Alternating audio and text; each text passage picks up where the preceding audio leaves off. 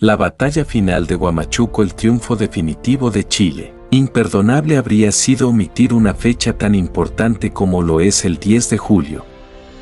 En una fecha como hoy, en la localidad peruana de Huamachuco, nuestros soldados alcanzaron la que sería la victoria definitiva, poniendo fin a la guerra y estableciendo un claro triunfo chileno sobre quienes hasta entonces eran nuestros enemigos. Es una fecha importantísima para nuestro país, pues no solo marcó el fin de una guerra, sino también el inicio de más de 120 años ininterrumpidos de paz, algo que pocos países en el mundo pueden exhibir. La mañana del 9 de julio los reveló aún impávidos, en sus mismos puestos y sin quitarse la vista de encima.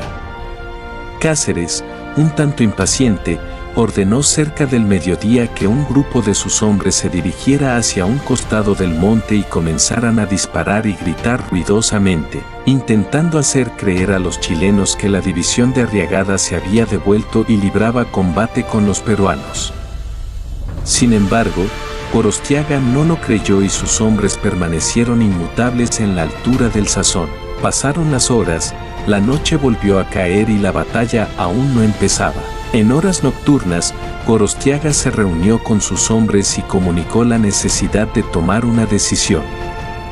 Los víveres alcanzaban solo para un día más y los montoneros podían ser reforzados con los del coronel Puga, por lo que ya no podían esperar más. Gorostiaga les recordó, además, que esa noche se cumplía el primer aniversario del combate de la Concepción, por lo que había llegado la hora de volver a levantar las banderas de honor y gloria. A las 6 de la mañana del día siguiente, el glorioso 10 de julio de 1883, comenzaba el feroz combate final cuando dos compañías de zapadores, al mando del capitán Ricardo Canales, bajaron al valle y corrieron hacia las faldas del Cuyurga. Dos batallones peruanos se les arrojaron intentando flanquearlos por el lado del Cerro Prieto, por lo que Gorostiaga ordenó reforzar el grupo con dos compañías del Concepción, al mando del teniente Luis del Horto. Como tardó en llegar, Canales ordenó un feroz ataque de bayonetas, con el que lograron romper la línea enemiga que pretendía cerrarles el paso,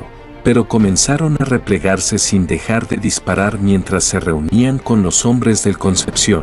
En un inesperado error, Cáceres creyó que la retirada del primer grupo de atacantes chilenos era definitiva y ordenó que todos sus hombres se arrojaran cerro abajo para aplastar al enemigo en el valle, mientras lo siguió observando la escena desde la montura de su fiel caballo, Elegante. Pero abajo, el resto de la fuerza chilena se concentró en una línea de defensa ordenada por Gorostiaga, que contuvo con energía a los peruanos y comenzó a provocarles grandes bajas. Por 3 horas los chilenos lograron enfrentarlos a pesar de la inferioridad numérica, que casi le costó perder al flanco izquierdo del capitán Julio Mesa y sus hombres del Talca. Apoyados con la artillería del comandante Fontecilla, lograron mermar a sus atacantes con heroico poder de resistencia. Al flaquear el flanco izquierdo, los soldados de Cáceres se concentraron por la derecha, tratando de rodear a los chilenos, y al principio pareció estar a su favor esta acción. Es aquí donde el brujo de los Andes comete su segundo e insólito error, al ordenar que bajaran la artillería al valle atacando a los chilenos de frente. Un insólito optimismo le había inundado a él y a sus hombres, los que, luego de tomar el pueblo, comenzaron a hacer sonar las campanas de la iglesia de Huamachuco en señal de victoria y a celebrar con orfeón musical como si el combate ya estuviese definido. Gorostiaga ordenó al ayudante Santiago Herrera partir a comunicar al mayor Sofanor Parra que lanzara un doble ataque de cazadores, por ambos costados de la masa en combate, mientras se realizaría un ataque frontal de infantería con las bayonetas brillando al sol. Parra hizo sonar el son de corneta y la caballería se arrojó colérica sobre el enemigo, al igual que los demás hombres. La violencia y el poder de esta carga fue devastadora, destrozando a los peruanos y destruyendo la línea de fuego, para alcanzar después los cañones, con lo que Cáceres perdía su artillería. Los chilenos de infantería, en tanto, irrumpieron con tanta agresividad que arrasaron al enemigo provocando escenas de pánico y terror, que llevaron a muchos de ellos a soltar sus armas y arrancar despavoridos del lugar. Los más valerosos se mantuvieron hasta el último momento en sus puestos, pereciendo atravesados por el corvo, la bayoneta o el sable. Cáceres no podía creer lo que veía.